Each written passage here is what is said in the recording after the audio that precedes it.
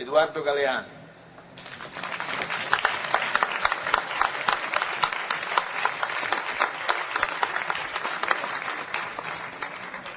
Hola, buenas noches a todos. Ante todo, estoy moralmente obligado a contestar algunas viles calumnias de Gianni Minà. En primer lugar, Las Venas Abiertas no fue escrita hace 40 años, 30 y un poquito. Y en segundo lugar, eso de que yo soy irónico y sarcástico no corresponde a la realidad. Yo simplemente cuento las cosas que veo, las cosas que escucho. Por ejemplo, el otro día yo escuché a un cocinero que reunió a las aves, a las gallinas, a los gansos, a los pavos y a los faisanes y a los patos. Y yo escuché lo que el boco les decía, lo que el cocinero les decía. Me pareció interesante y quería contarles lo que escuché. El cocinero les preguntaba con qué salsa querían ser comidas. Una de las aves, creo que era una humilde gallina, dijo: nosotras no queremos ser comidas de ninguna manera. Y el cocinero aclaró: eso está fuera de la cuestión. Me pareció interesante esa reunión porque es una metáfora del mundo. El mundo está organizado de tal manera que tenemos el derecho de elegir la salsa con la que seremos comidos. Dicen que es un mundo democrático, pero yo me pregunto hasta qué punto es democrático un mundo donde la soberanía se ha convertido, la soberanía de los países se ha convertido en un objeto de museo. Por ejemplo, por citar ejemplos concretos que me parece útil aportar, el organismo que gobierna a los gobiernos en el mundo de hoy, el Fondo Monetario Internacional, está dirigido por 5 países y da las órdenes a casi todos los países del mundo, salvo los países que dan las órdenes. Claro, que pueden ser sádicos pero no masoquistas. Possono essere sì sadici, ma certamente non masochisti. El Banco Mundial es más democrático y hay que reconocerlo y dejar constancia aquí de esa gran diferencia. El Fondo Monetario está dirigido por 5 países y el Banco Mundial por 8. Después tenemos la Organización Mundial de Comercio, en cuyos estatutos se establece que las decisiones se tomarán por voto democrático. Nunca se votó en la Organización Mundial de Comercio. Nell'Organizzazione Mondiale del Commercio Nunca. non si è mai votato. Ni una sola vez. Se utiliza el principio stalinista de la aclamación. Las resoluciones se toman por aclamación. Votó el organismo anterior, que se llamaba GATT, votó una vez. No fue una buena experiencia, no se repitió. Nunca se repitió. Entonces, ¿podemos hablar de un mundo democráticamente organizado cuando el mundo depende de 3 organismos no democráticos que toman las decisiones en lugar de la humanidad? Podríamos también, si el tiempo diera, yo quiero ser breve, hablar del Consejo de Seguridad de las Naciones Unidas, que hoy por hoy parece que las guerras están bien cuando las Naciones Unidas las aprueban y están mal cuando no las aprueban. Pero ¿quién imparte questa benedizione? ¿Quién imparte questa benedizione? Las Naciones Unidas están formadas por una Asamblea General. Ahí estamos todos los países, todas las voces, incluso la de este señor que también quiere participar. Tutte le voci. Ma è simbólica. La Asamblea General es simbólica. Formula recomendaciones. No toma decisiones. Las decisiones las toma el Consejo de Seguridad. Y el Consejo de Seguridad está donde mandan los 5 países que tienen derecho de veto. El derecho de veto es el que de veras decide. Ellos velan por la paz mundial,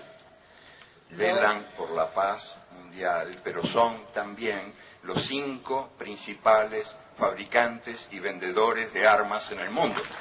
Tutelano.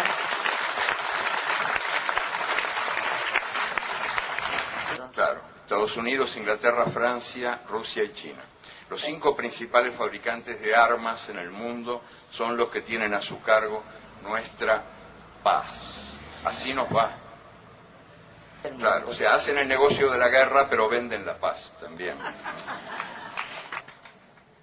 ¿Dónde? ¿Cómo? A través, soprattutto, sobre todo, de los grandes medios de comunicación, que reproduce el sistema de poder en el mundo y que toman examen de democracia a cada país. Son grandes medios de comunicación que confunden la libertad de expresión con la libertad de presión y que han sido definidos con mano maestra por algún anónimo que en un muro escribió: nos mean y los diarios dicen llueve. El caso más claro, más escandaloso de manipulación de la opinión pública mundial es hoy por hoy el caso de Venezuela.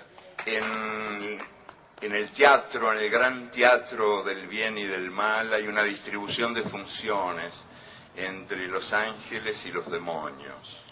Y Hugo Chávez es uno de los principales demonios. Es un dictador desde el punto de vista de las fábricas de la opinión pública mundial. Hugo Chávez es un dictador, es un extraño dictador, sin embargo. Ganó 8 elecciones en 5 años y ahora, recientemente, en el referéndum, fue el primer presidente en la historia de la humanidad que puso su cargo a disposición de la gente. Y ganó 6-4, 60% contra 40%, en unas elecciones a las que yo asistí como observador. Sí, puedo dar testimonio de que fueron elecciones transparentes, donde por primera vez se logró evitar que votaran los muertos, que en Venezuela tenían la mala costumbre de votar, que es una mala hábito, una negativa hábito, ¿no? Y también se logró evitar que cada persona votara varias veces por el mal de Parkinson, que mucha gente ponía muchas veces votos en las urnas, ¿no? La misma persona. Entonces Venezuela es un país extraño donde ocurre esto y al mismo tiempo uno asiste a las denuncias por la falta de libertad de expresión. Uno enciende la televisión y en la pantalla de la televisión hay un señor que dice: aquí no hay libertad de expresión. Y uno enciende la radio y en la radio hay una voz que clama: aquí no hay libertad de expresión. Y uno abre el diario y hay un título enorme que dice en el diario: aquí no hay libertad de expresión.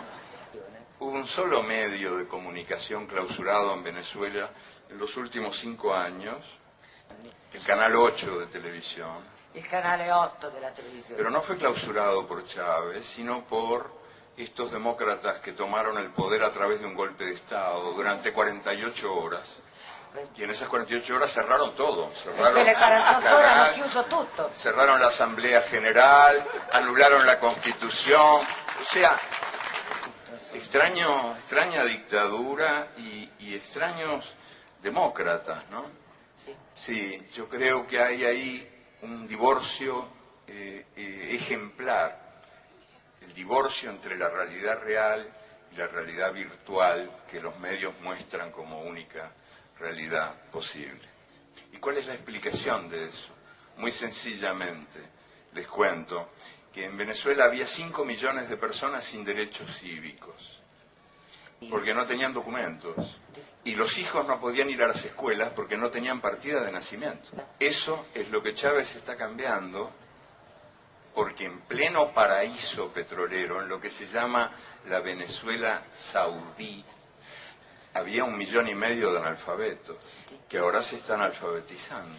Y esto explica la furia de los grandes medios llamados de comunicación que incomunican a la gente.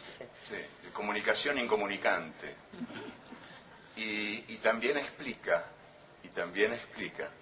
el resultado de esta elección y de las elecciones anteriores, porque hay un pueblo que resume su actitud de perfecta manera a través de la frase que dijo un venezolano pobre que fue encuestado recientemente.